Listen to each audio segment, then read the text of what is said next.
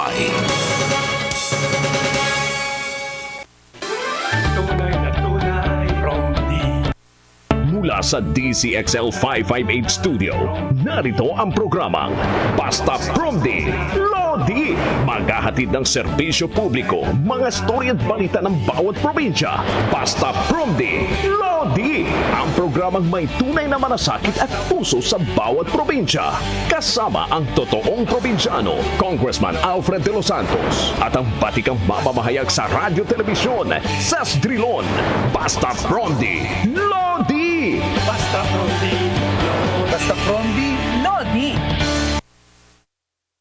Isang mapagpalang Huwebes, Pilipinas. Kami po ang inyong mga tagapaghatid ng purong serbisyong publiko sa barangay man, lungsod o kanayunan. Sa ngalan ng tinig ng Kongreso na si Kapromdi Alfred de los Santos, magandang hapon. Ako ang inyong kakampi, Ses Orenia Drilon.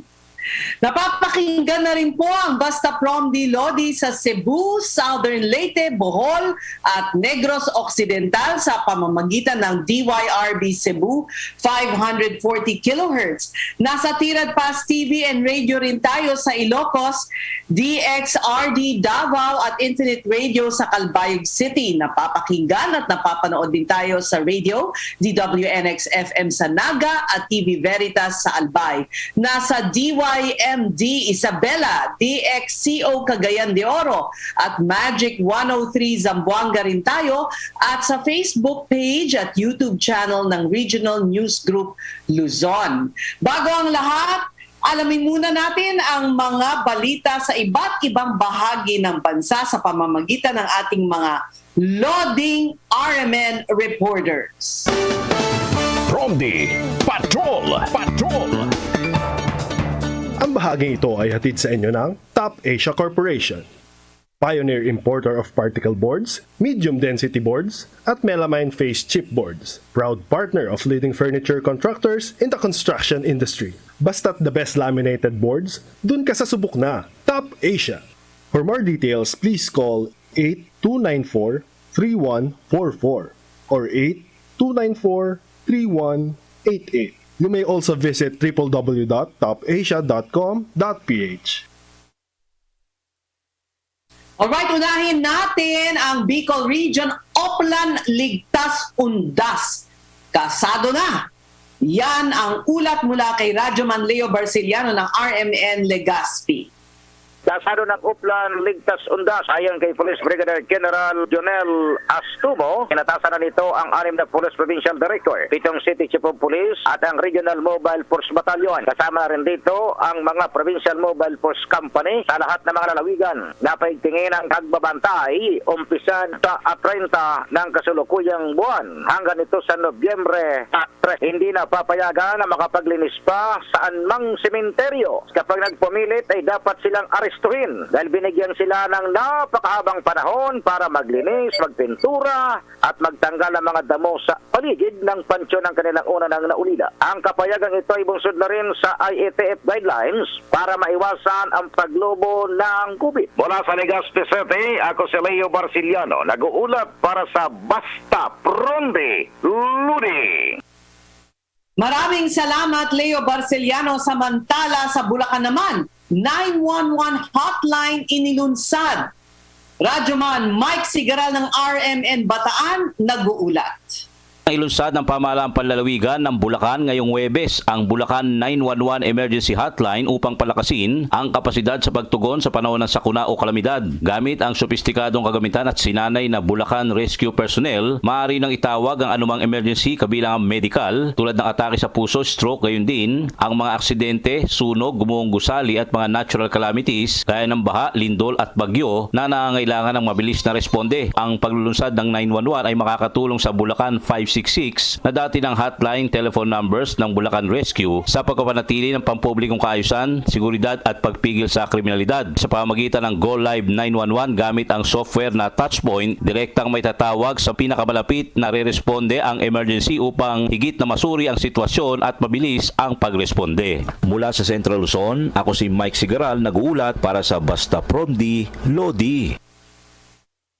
Maraming salamat, Mike Sigaral. Samantala, pagsasailalim ng Pangasinan sa Modified General Community Quarantine, hiniling ng provincial government sa IATF. Naku, marami talagang probinsya ang naghahangad na bumaba ang kanilang alert level. Ayan, si Radyoman John Caranto para sa ulat mula sa IFM Dagupan.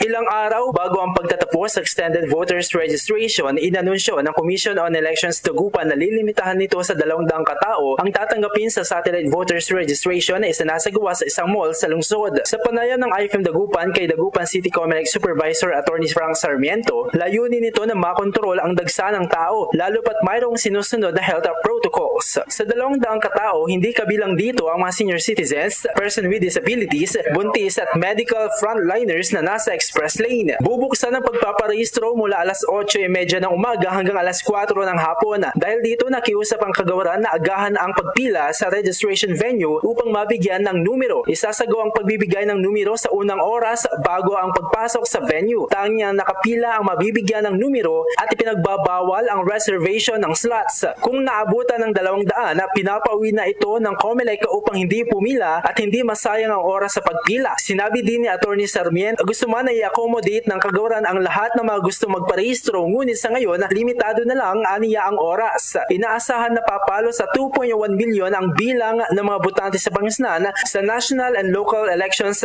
2022. Mula sa Dagupan City, ako si John Caranto nag-uulat para sa Basta Promdi, Lodi. Ayan, maraming salamat dyan. Nako, ang Pangasinan talaga ang isa sa mga pinaka-vote rich na probinsya. Samantala sa Cagayan de Oro, AFP Chief of Staff Jose Faustino pinangunahan ang demilitarization ng higit 300 armas. Narito ang ulat ni Radyoman Joanna Ricote ng RMN Cagayan de Oro. Pinangunahan ng Chief of Staff ng Armed Forces of the Philippines na si General Jose Faustino Jr. ang sinagawang demilitarization ng 360 na mga armas na nakuha, nakumpiska, sinurrender at na-recover ng tropa ng 4th Infantry Division Philippine Army na sinagawa sa headquarters ng 4th ID sa Camp Evangelista, Barangay Patag, lungsod ng Cagayan de Oro. Kasabay nito ang pamamaalam din ni General Faustino kung saan ginawaran ito ng full military honor ng mga opisyal at enlisted personnel sa pangunguna ni Major General Romeo Brono Jr. ang commander ng 4th ID. Napag-alaman na ang nasabing mga armas ay resulta ng sunod-sunod na operasyon ng 4th ID sa Caraga at Northern Mindanao region mula noong February hanggang December 2020. 88 sa mga ito ay standard firearm, samantala 228 ay mga non-standard firearm. Ayon kay Major General Romeo Brono Jr., ang commander ng 4th ID, na mula noong January 2021 nakakumpiska ang 4th ID ng 151 na mga high-powered at low-powered firearms sa sinagawang armed encounter. Nakarecover naman ng 77 na mga high-power at low-powered firearm mula sa mga nanakip na mga personalidad at 170 na mga high-power at low-powered firearm mula sa mga surrenderies. Mula sa Cagayan de Oro City, ako si Joanna Ricote, nag-uulat para sa Basta Promdi, Lodi. Maraming salamat, Joanna Ricote. Sa Davao City, pagsuot ng face shield sa loob ng jeep hindi na required. O ayan, sa Davao City pa nauna ang pagsasantabi na ng face shield, di ba? Narito ang ulat ni Radyoman Renz Barbarona ng RMN Davao. Iginatuwa ng mga Dabawenyo ang pagtanggal ng pagsusuot ng face shield sa public utility jeepney sa PUJs dito sa Davao City. Usa sa Dabawenyos ang nag-react na si Wilby Bernales kung saan anya mas mabuti nang inalis ito dahil sa gabal at gastos lamang ang pagsusuot ito sa loob ng jeep. Pero umaasa siyang pati sa mga malls at ibang lugar ay matatanggal na ito. Ayon kay Dr. Michelle Slosser, spokesperson ng Davao City COVID-19 Task Force, nilinaw niya na hindi na required ang nasabing order. Ito'y matapos nakatanggap sila ng report na hindi pa rin pinapasakay ng drivers ng jeep ang mga pasaherong walang face shield at iniisyuhan ng violation ticket ang jeepney drivers. Dagdag ni Slosser, nakaugnay sa direktiba ni Davao City Mayor Sara Duterte Carpio sa pamamagitan ng Executive Order 51, gagamitin lamang ang face shield sa crowded places, close contact settings at confined and enclosed spaces. Mula sa Davao City, ako si Renz Barbarona, nag-uulat para sa Basta Promdi, Lodi. Maraming salamat, Renz Barbarona. Ngayon naman ay dumako tayo sa Northern Samar. Mahigit 4,000 hot lumber nakumpiska. Yan ang ulat ni Kimberly Cambaya ng Infinite Radio Calbayog. Mahigit 400,000 pisong halaga ng hot lumber ang nakumpiska ng pulisya sa checkpoint sa Allen, Northern Samar. Ang mga produkto mula sa kagubatan ay lula ng 10-wheeler reefer van na minamaneho ni John Richard Balyosa, 28 anyos, nang harangin sa checkpoint sa Barangay Sabang 2. Bigo si Balyosa na magpakita ng anumang dokumento na magpapatunay na otorisado siyang ibiyahe ang mahigit 400 piraso ng lawaan lumbers patungong Legazpi City sa Albay. Ayon kay Police Colonel Arnel Apod, Police Provincial Director, inihahanda na ang mga kasong isasampalaban sa suspect dahil sa paglabag sa Revised Forestry Code of the Philippines. Mula rito sa Calbayog City, Kimberly Cambaya, nag-uulat sa Basta Promdi, Lodi. Thank you, Kimberly Cambaya mula sa Calbayog City. Ngayon naman ay puntahan natin ang mga kasama natin sa Ang Probinsyano Party List na nasa probinsya ng Laguna para magpamahagi ng educational assistance sa mga estudyante doon. Nasa linya para mag-report ang ating kapromdi na si Victoria Daet. Hi Victoria, kamusta dyan? Hi Ma'am Seth. 500 benepisyaryo ang tumanggap ng educational, medical at burial allowance dito ngayon sa San Pablo, Laguna mula sa Ang Probinsyano Party List. Ito ay sa pakikipagtulungan ni Congresswoman Sol Aragones. Pero bago ito, namahagi ang Probinsyano Party List ng educational assistance sa 170 mag-aaral sa San Pedro, Laguna kaninang umaga. Pinangunahan ni na ang Probinsyano Party List Chief of Staff Edward de los Santos at San Pedro, Laguna Councilor Aaron Cataquis ang event. Si Cataquis bilang chairman ng Committee on Education ay nakipag-ugnayan sa mga guro para sa pagpili ng benepisyaryo. Ayon sa kanya, pawang mga deserving students ang napiling pagkalooban ng educational assistance mula sa senior high hanggang kolehiyo. Pinuri naman ni De Los Santos ang mga magulang at estudyanteng dumalo. Patunay daw kasi ito ay kahit pa may pandemya, hindi sila sumusuko para maabot ang kanilang mga pangarap. Kanina ay nakipagkita rin si De Los Santos sa mga youth leaders sa Barangay Pasita sa San Pedro, Laguna bilang tulong sa kanilang online class na mahagi rin ang Probinsyano Party List ng load card sa may 200 kabataan. Sa ngayon ay ongoing pa ang event dito sa San Pablo, Laguna at nangako ang Probinsyano Party List na magpapatuloy pa rin ang pagtulong nito sa ating mga kapromdi. Victoria? Yes po, Ma'am Seth. Ayan. Oo, so ongoing pa din pero hindi ba hindi lang syempre sa Laguna mangyayari yung pamumudmod ng educational assistance. Nauna na yung Quezon City, nagkaroon rin yata sa Marikina. So saan kayo susunod na probinsya? Occidental Mindoro naman po. Okay. Tapos para abangan kayo, para malaman ng ating mga kababayan kung saan kayo aabangan. So, Occidental Mindoro, tapos ano yung Meron susunod? pa po tayong Palawan. Meron pa po tayong Siquijor, meron pa po tayong Samar, at marami pa pong iba pong inaasikaso para po sa educational assistance pong binibigay po ng Ang Probinsyano Party List. Nako, ang dami. Busy kayo, Victoria, sa paglilibot ng buong Pilipinas sa pagbigay ng ayuda na yan. Maraming salamat sa iyong ulat, Victoria Daet po, ukol sa education, assistance at iba pang mga tulong na ipinaabot ng Ang Probinsyano Party List. Maraming salamat. Alam nyo, good news muna kasi kaya nga nakakapaglibot yung Ang Probinsyano Party List dahil alam nyo ang balita, fully vaccinated travelers maaari na muling pumasok sa ilang tourist destination sa bansa. Nako, nang hindi na hinahanapan ng confirmation swab test. Ayan, maganda yan kasi mahal pa yung swab test, minsan mahirap kunin. Kaya magandang balita to. Ibig sabihin ay makakapaglamyerda na tayong lahat sa labas ng Metro Manila. O i-ready na ang inyong #travel goals at alamin kung ano-anong lugar ang pwede niyong puntahan sa pagbabalik ng inyong Basta Promdi Lodi. Tunay na tunay, Promdi. Ang programang may tunay na malasakit at puso sa bawat probinsya. Basta Prom-D, Lodi! Sugar, creamer, coffee. Sugar, creamer, coffee. Bored at home? Counting 3-in-1s. Count 3 sets of Warrior 3 pose. 8, 9, 10. Maintain your yoga fitness even while on lockdown. Feel the surge at home. Work out with our celebrity coaches and join your favorite classes like yoga, high-intensity interval training, Zumba, and more. For more information, check out our Facebook page, Surge Lifestyle PH. I feel the surge at home. Ang bahaging ito ay hatid sa inyo ng Alphard Primecon Construction. Hanap po ba ay di kalidad na pabahay, kalsada o anumang infrastruktura? Sa Alphard, siguradong di kalidad ang kagamitan at serbisyo. Alphard Primecon Construction. Kaagapay sa di kalidad na pag-asenso. Atin to! Malayo na rin ang ating narating sa pagpapagaling ng bayan.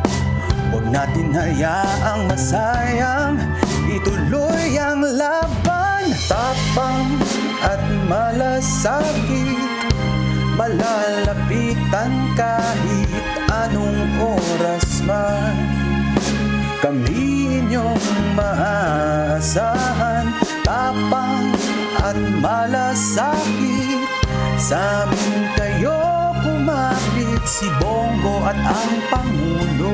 Kami ni Pangulong Duterte, patuloy po kaming magsiservisyo sa inyo. Dahil para po sa amin, ang serbisyo po sa tao ay serbisyo sa Diyos. Ating itutuloy ang pagbabago.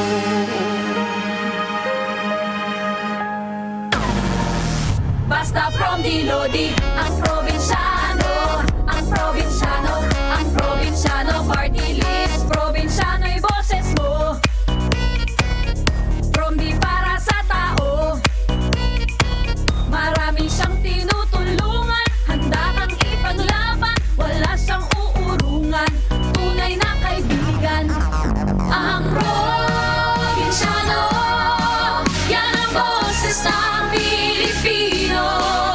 Ang probinsyano ay lugod. Basta Prom-D, Lodi, ang probinsyano, ang probinsyano, ang probinsyano party list. Basta Prom-D, Lodi, ang probinsyano, ang probinsyano, ang probinsyano party list.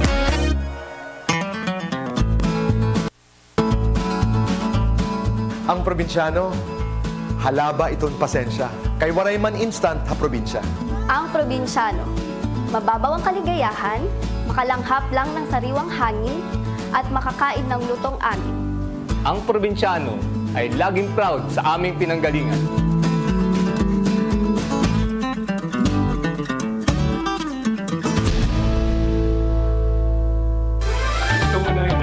Ang totoong probinsyano, Congressman Alfred de los Santos, at ang batikang mamamahayag sa radyo telebisyon, Sas Drilon. Basta Prom-D, Lodi! Tunay na tunay.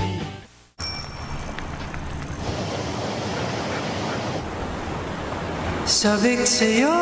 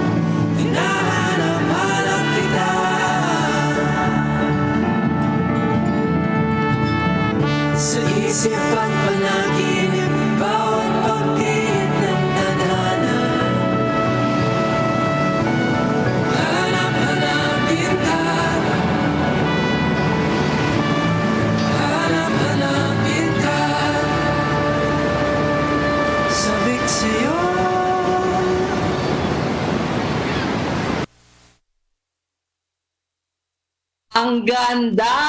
At ang kasama natin ngayon, mainit-init pa na binigay sa akin ang video na yan, si DOT Secretary Berna Romulo Puyat. Magandang hapon, Secretary! Magandang hapon, Ses, and I'm so happy to see you on air again.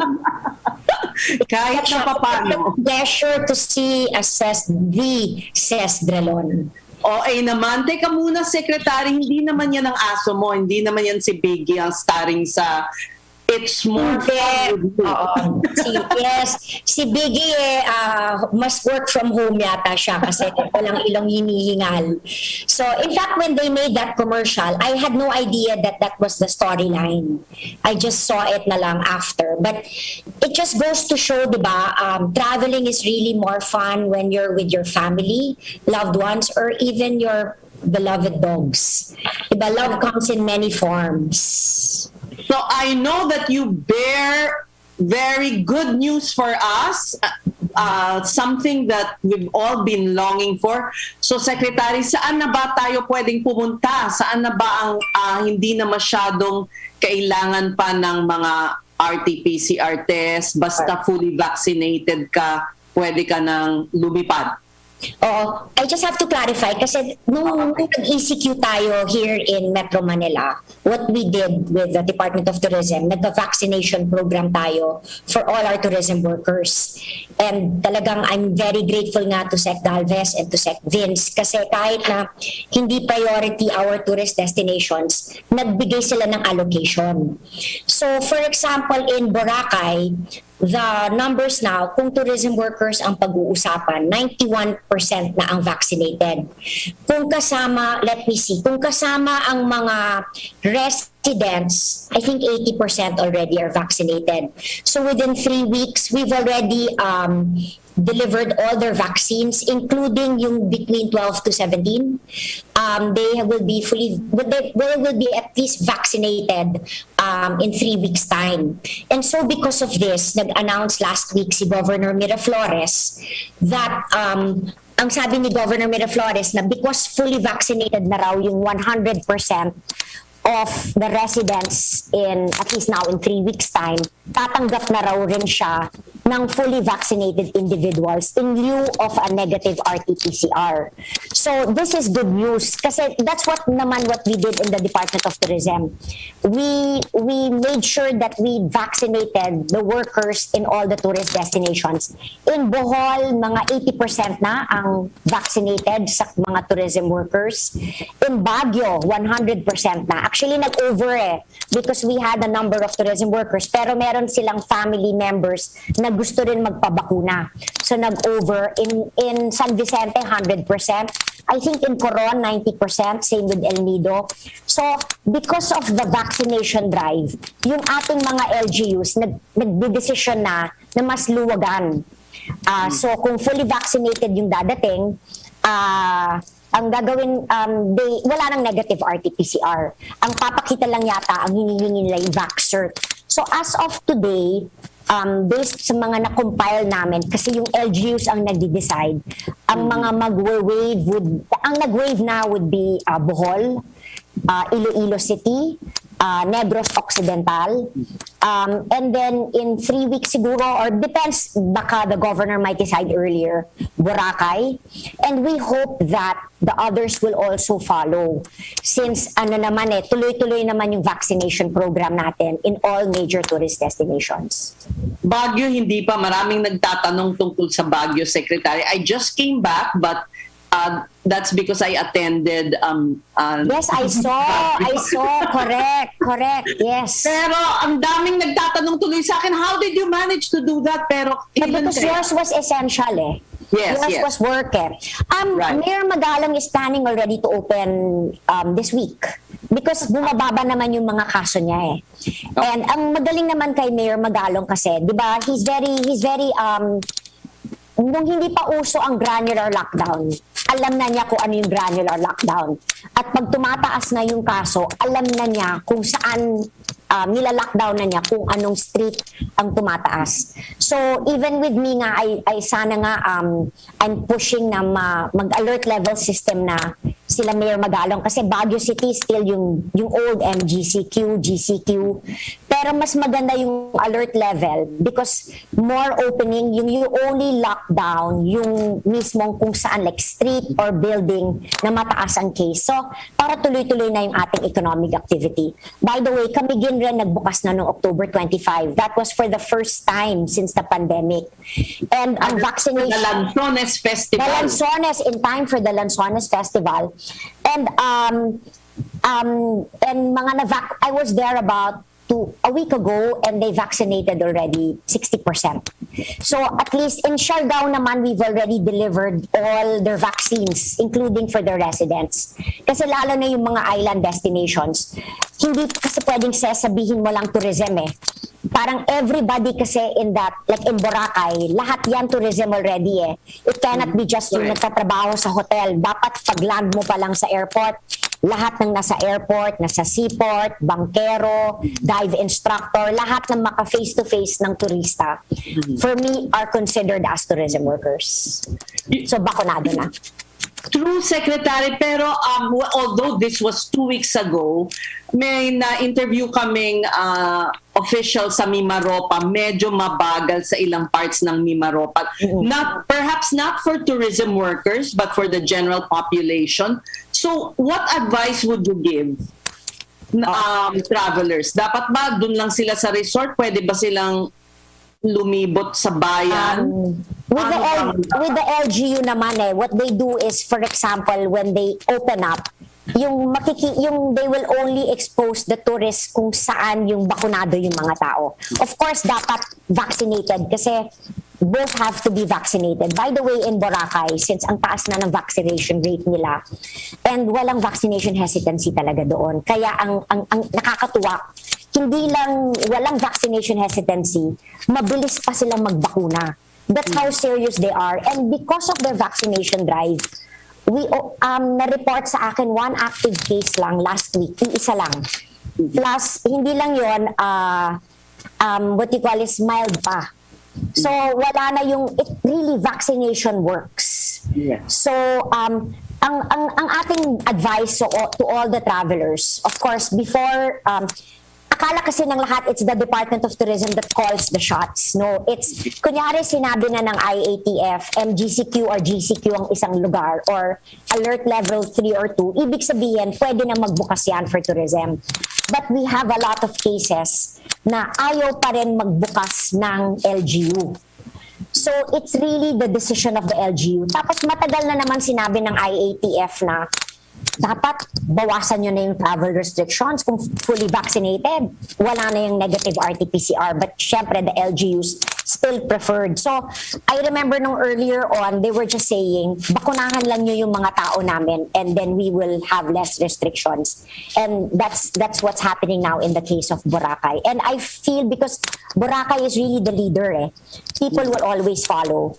And Boracay will be the first tourism destination in the Philippines that both residents and tourism workers are fully vaccinated, 100%.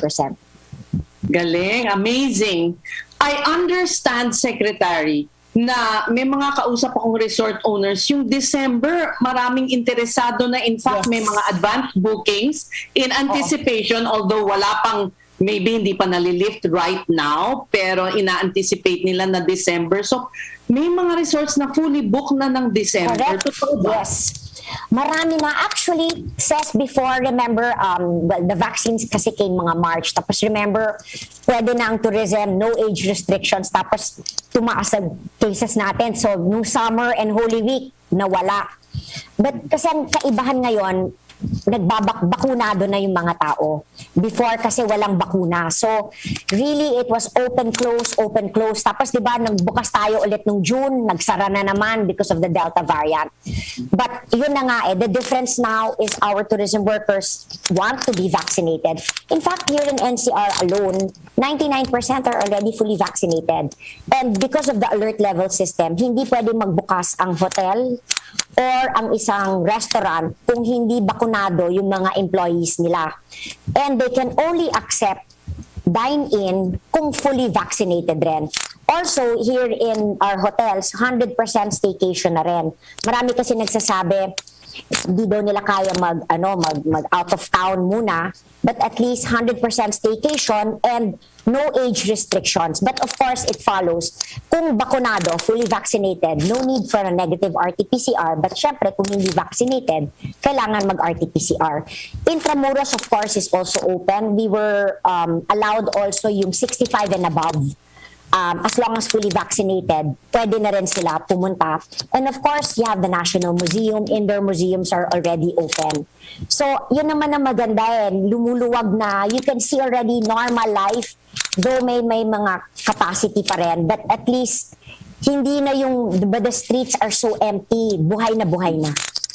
Yes. Kailangan natin dahil marami talagang kailangan kumita na ng pera, Secretary. I do understand though, I've spoken to some economists and those who monitor our economy na talagang bumabalik ang optimism at tumataas ang kumpiyansa sa ekonomiya natin. Yes. Kasi yun na nga it's the vaccination.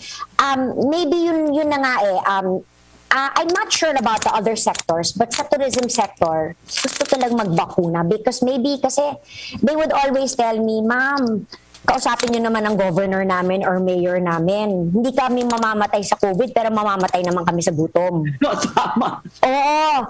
So, yun so this is what the LGUs were saying nga is, as long as give us supply ng vaccines, bababakuna namin yung aming mga tao. We'll feel safe to also accept fully vaccinated.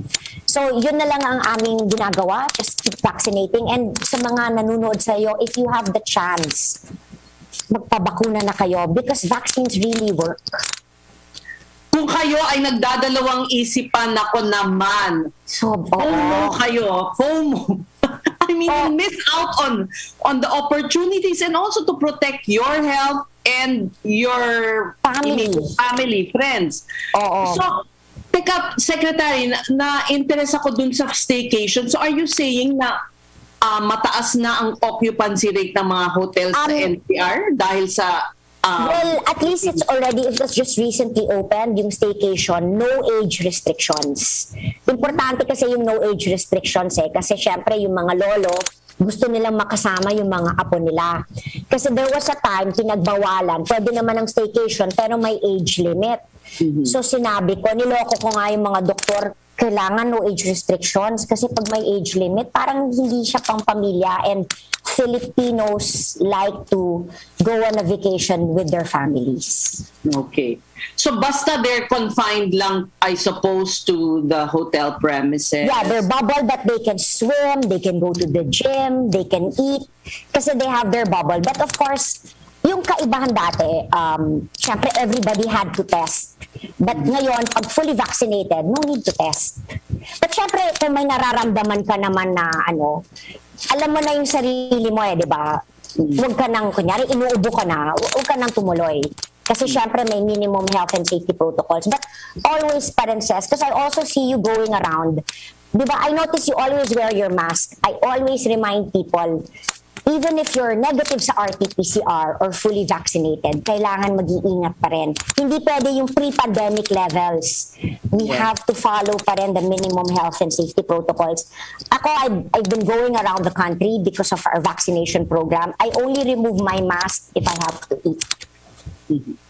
Kasi mabuti nang nag-iingat.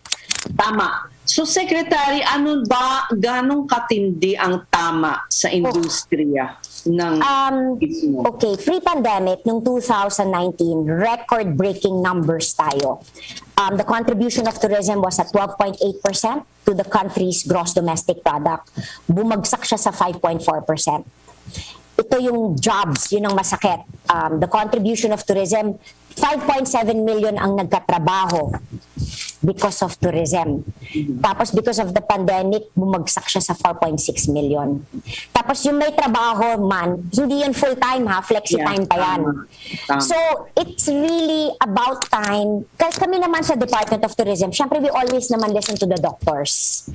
Pero kailangan balance lang talaga yung health and safety, but to restart the economy safely without compromising the health of our tourists or our tourism workers. Kaya alam ko makulit ako, kaya masaya nga ako dito sa bakuna na ito because it solved so many of my problems. Alam mo ang tourism workers, because of Bayanihan 2, we were able to give financial assistance ng 5,000 pesos each.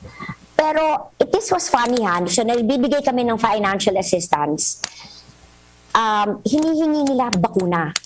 Mas masaya yung nung nagbabakuna kami, umiiyak pa yung mga tao. Hindi sa sakit hindi naman. Umiiyak sila sa tuwa. Mas masaya ang mga tao nung nabakunahan na sila kaysa na nakakuha sila ng financial assistance. So finally, I asked because I found it so, di ba kasi bakuna? And then sabi nila, at least ma'am, magkakatrabaho na kami. Ang financial assistance, one time, good time lang yan. Ang bakuna, ibig sabihin yan, tuloy-tuloy na ang trabaho. As in, says, umiiyak yung mga tao yung lumilinya. Una pa akala ko, takot ba kayo sa bakuna? Hindi ma'am, ang tagal-tagal na namin gustong magpabakuna, walang bakuna dito sa probinsya.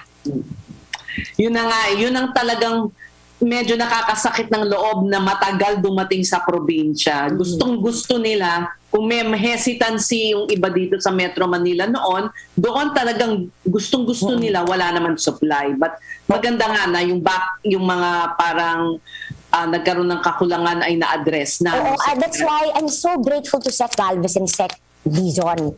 Kasi alam ko naman the priority, lalo nung mataas ang cases natin, was NCR plus 8. But humingi talaga ako, pwede ba kahit konti sa Boracay, so we could start. Parang, kasi mapag-iiwanan talaga tayo di ba? Pag mababa ng cases natin, di ba kailangan talaga sabay? And they really allocated for the tourism workers. In fact, our vaccination drive was only for tourism workers.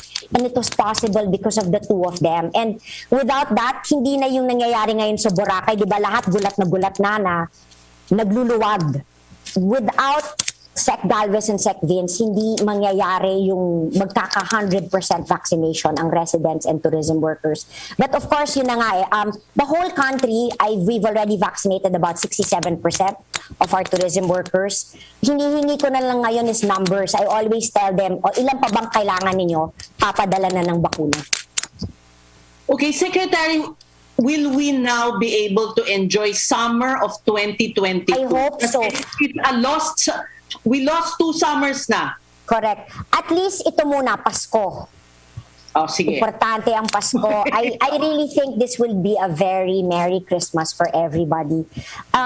Christmas is about being with family. And I think that's what hurt about the pandemic. We couldn't spend time with our loved ones. And then because of this, the vaccination, bumababa ang kaso, I think we can finally spend time with our loved ones without getting scared na yung senior citizens magkaka-COVID. Alright, panghuling salita na lang, Secretary, paalala sa mga nakikinig at nanonood sa atin at siguro sa mga tourism workers rin, ano ba ang kanilang, what can they look forward to? Sa lahat ng mga nanonood, I encourage you to travel local, promote local. During our last survey with the AIM, people wanted to travel, and when we asked them, why do you want to travel? For their sanity.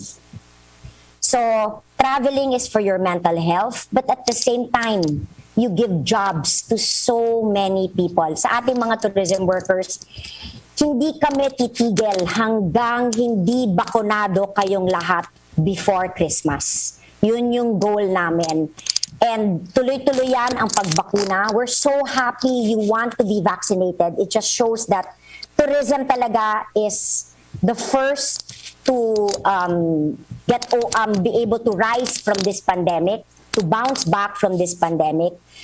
And please travel, our tourism workers miss you so much. And it's more fun with all of you.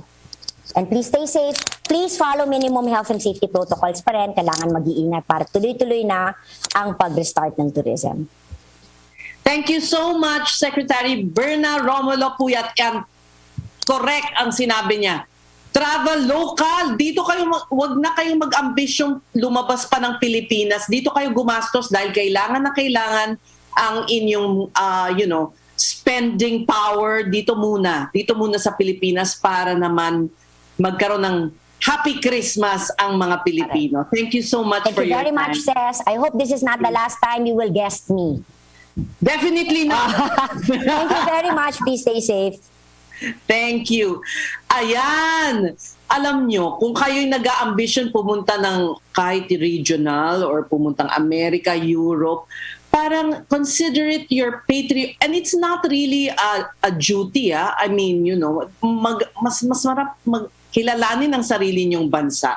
Plus, imagine yung multiplier effect ng peso na gagastusin ninyo dito sa Pilipinas. Ayan. Anyway, sa ibang paksa naman, sa mga magre-renew ng lisensya, nako, meron ng bagong sistema ngayon. May patakaran ang Land Transportation Office na dagdag na requirement nila. Dapat daw dumaan sa comprehensive driver's education ang aplikante para ma-issuehan ng CDE certificate. Para ipaliwanag ang bagong patakarang ito, makakausap natin si LTO Assistant Secretary Edgar Galvante. Magandang hapon, sir. Magandang hapon, sir, at sa inyong mga taga-subaybay. Maraming salamat sa pagbibigay ninyo ng panahon para sa amin, para may paliwanag namin itong ginagawa at gagawin pa natin mga activities para sa pagre-renew ng license na meron ng 10-year validity. Unang-una, Secretary, bakit kailangan ang bagong requirement na to? Sasabihin ng iba, ay nako, dagdag red tape, dagdag why is this vital? Yeah, ito'y nakapaloob sa batas na 10930 kung saan nag-uutos na kailangan dumaan sa konting pagre-review rin naman. Kasi nakita ng mga mambabatas marahil na maraming paglabag sa batas trapiko at nagsasanhi ng mga sakuna, mga road crosses at kung minsan, kadalasan, nakaka-cause ng injury at even death sa mga mananakay, sa mga motorista at even the ordinary pedestrian. Okay, tama kayo dyan. Kasi dati walang, kahit bulag nga, nabibigyan ng driver's license, di ba nga napatunayan na. So, kailan po ito effective? Simula ngayong 28, bilang pilot run, itong licensing office ng Quezon City, dito sa East Avenue, at saka yung sa Central Office Licensing Unit, magsisimula na magbigay ng mga 10-year valid license card doon sa mga qualified nga. Doon sa qualification, kailangan for the past years na valid yung kanyang lisensya, wala siyang na-commit o hindi siya nabigyan ng citation ng any violation of traffic. Kasi kung halimbawa meron man siyang kahit na isa lang, hindi niya makukuha yung 10-year license na valid na license. Mananatiling hanggang 5 years lang siya. Kasi gusto nating maging insentibo ito sa mga sumusunod sa batas trapiko na kung ikay walang violation, mas mahabang pribilehyo ang ibibigay sa iyo. At isang maganda pa rito, ang halaga ng 10-year valid license kasing halaga lang ng 5-year valid license. Meaning, ang licensee na babayaran 580 something lang. Hindi tataas ito. Bagamat ang requirement na bago sila mag-renew, kailangan makatupad muna na nag-undergo na sila itong comprehensive driving education. Pero baka para sa ilang tao, sir, mabigat yan masyadong, yung halaga medyo mabigat. Ano ang mapapaliwanag nyo sa kanila? Good for 10 years naman di ba? Yes, actually nga, wala nang dagdag na bayad eh. Yung dating binabayaran mo sa 5 years at makukuha mo yung 10 years, pareho lang ibabayaran mo. Okay. So walang Ngayon, karagdagang fee. Tama ba ang pagkaintindi ko? yes. Ang karagdagang requirement lang dito ay yung dapat magdaan ka sa parang review, no? Parang refresher course para bigyan ka ng reminders na kung ano yung tamang dapat batas traffic kung susundin mo at mag-observe ka ng road courtesies. So, parang seminar po ba ito o paano? Anong format? Yun. Seminar yun. So, yung mga, kumbaga, yung tinatawag na medyo computer savvy, pwede naman silang magpunta sa LTO website na kung saan pwede lang makuha yung lesson, ika nga, na kailangan lang pag-aralan, reviewin. Mag-log in sila sa LTO portal kung saan dinidescribe doon ano. At the end of the lesson, meron silang i-click para sabing ready na sila to take the exam. Yung evaluating exam. Yung evaluating exam, ito ay consists of 25 questions na dapat makakuha sila ng at least 50% na tamang kasagutan para makuha nila o ma-click nila at ma-print yung kanilang certificate of completion. Paano kung bagsak? Kahit na ilang beses sila magpaulit-ulit ang gusto sila pumasa, walang babayaran sila. No? But important that dapat ipasan la bago sila magpunta sa LTO for the renewal of their license. Okay, pero how they can keep taking the tests? Kunyari, bagsak ka ng bagsak, wala namang walang limit. Walang limit. At gusto ko lang emphasize din na walang kailangang bayaran sa pagkuha nito. Okay. Halimbawa, yung namang hindi bihasa sa paggamit ng computer, meron namang yung tinatawag ng Drivers Education Center sa mga LTO offices and regions. Except that, dahil sa pandemya, limited ang capacity nito, no? Sa pang-araw-araw na ito i-offer, siguro mga hanggang 15 kumbaga clients a day lang yan, no? At any one time. Kaya baka medyo mahaba yon, no? Mahaba siyang pag-antay. Kaya hanggat maaari, magpunta sila sa website at madali naman lang matututunan yon, no? At again, at their own pace, at their own time, baka kung mas mabilis silang maka-absorb ng lesson, mas maikli nilang matatapos yung buong seminar na yon. Ayun. Okay. So, ayan malinaw ba sa inyong lahat? Walang fee. Walang fee. At ang pareho pa rin ng fee, but in fact, you'll get a 10-year license. Tama, Asek? Yes. May dagdag ko lang, kung nangangamba sila na, let's say, aabutan na sila ng expiration ng kanilang driver's license, hindi pa sila nakakadaan doon sa CDE kung tawagin. Okay. Extend ng validity ng lisensya. Halimbawa, yung mag-expire ng Oktubre, binigyan yan hanggang December 31. Okay. Then, November hanggang January, yung December hanggang February, and so on. No? Okay. Kaya hindi sila dapat mangamba na baka abutin expiration and therefore mape-penalize sila. Walang penalty kasi extended ito hanggang doon sa sinabi ko mga date. Okay, so 2 months extension from the date of expiration. Yes. And habang may extension na gano'n, i-honor kung sakaling masita sila, no? I-honor ng enforcer na extended yung validity ng kanilang lisensya. Okay. Until when is this extension? Yun na nga, katulad ng sinabi ko, for those expiring in October, ang extension niyan hanggang December 31. No? And expiring November, ang extension hanggang January. Yung mag-expire ng December, ang extension niyan hanggang February and so on. So, more or less, ang average extension is 2 months from the date of expiration. Okay. So even those like expiring in January, meron and so on, meron pang 2 months. Okay. Hanggang sa ma-accommodate lahat at makapag-renew yung dapat mag-renew. Okay. Ayan. O, malinaw yan ha. Kung kayo ma-apprehend, basta 2 months from the date of expiration, pwede pa ang lisensya nyo. Pero, alam nyo, ASEC, pag sinabi nyo yan, i-delay tuloy ang pagkuha ng CDE. yan ang pakiusap natin. Kasi kaya namin in-extend para iwasan natin yung, kumbaga, mag-ipon-ipon sila at hindi natin masunod yung protocol. No? Sa bagay. Kaya, tama po yan. Mas mahaba para ma-manage natin yung wag naman mag-search sila sa opisina at hindi ma-observan yung health protocol. Okay.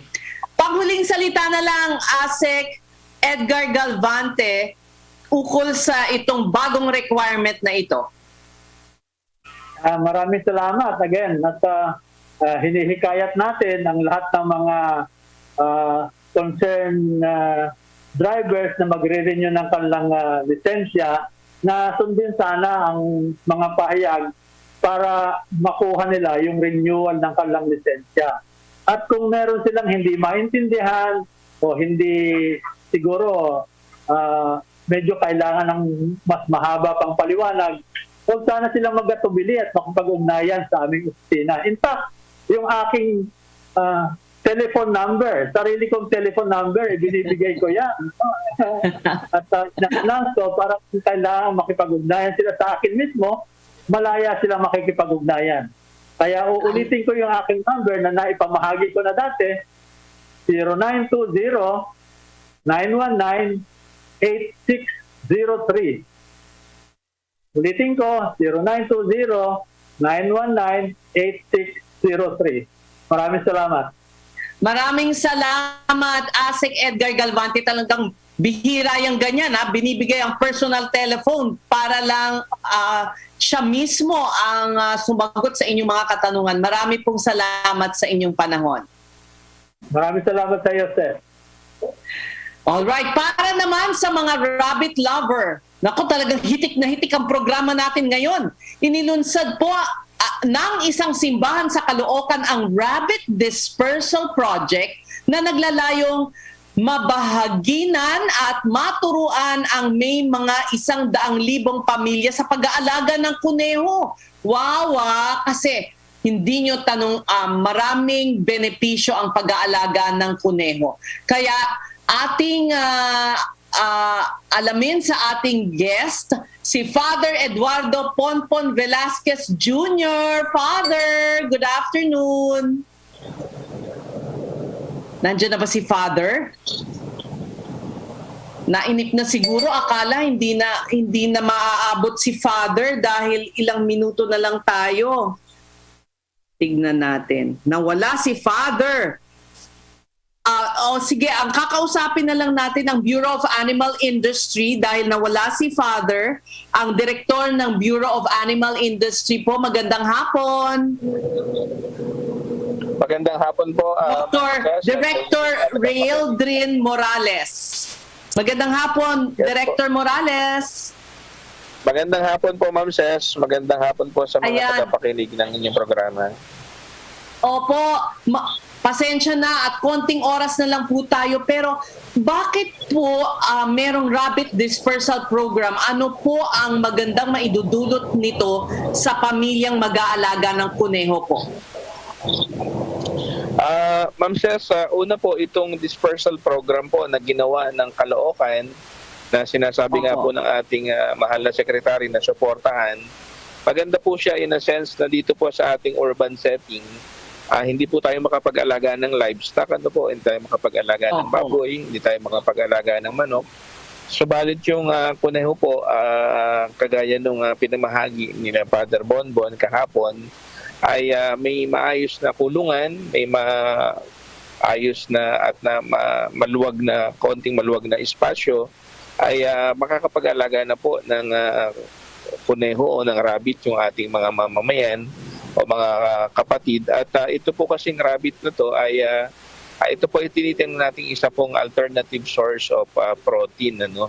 So hindi po siya mahirap alagaan, hindi maraming kailangan ng lugar, at po pwede po siyang pakainin ng either pellets or yung mga natitira pang gulay sa palengke, prutas na po pwedeng makuha, po pwede po natin ipakain dun sa ating mga alaga. And I understand po, magandang fertilizer po ang dumi ng rabbit.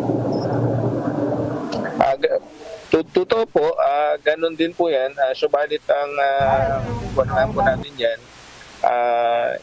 ang una po na pakain natin dito sa pag-aalaga ng rabbit, Ma'am Ces, ay yung pong para alternative source of protein, pagkain. Opo.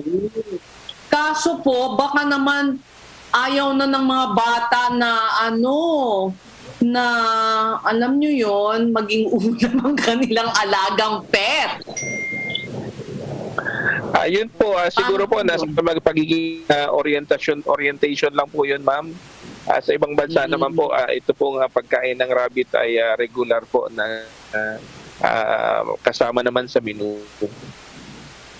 Oo nga po, masarap talaga ang rabbit. Nakatikim na po ako ng rabbit. It's really delicious. But I don't know, baka maging problema sa mga bata na alam nyo na, pag naging parang masyado ng, kumbaga parang minahal na, hindi ba, yung pet, parang baka ayaw nilang makatay yun, di ba, parang ulamin. Palagay niyo, sir? Opo, maganda po siguro niyan, Ma'am Ces, wag lang ipapakita doon sa mga bata yung gagawing pagkatay doon sa rabbit. Tama. Ganun pero po. maganda rin yung naisip ninyo dahil alam nyo naman talagang very challenged ngayon ang mga homes, no, na talagang very challenged sa kanilang budget. So ito ay isang paraan para magkaroon ng source of protein nga kesa yung puro noodles ang kinakain, hindi ba po, sir? Tunay po, totoo po yan. At kung halimbawa po may sobra at po pwedeng maibenta, po pwede pa rin po siyang additional source of income, ma'am. Opo. Okay, sa package po na binibigay ninyo, may kasama po bang parang pagkain muna, paano ba nila, at saka kit siguro on how to raise a rabbit, parang gano'n, ano po?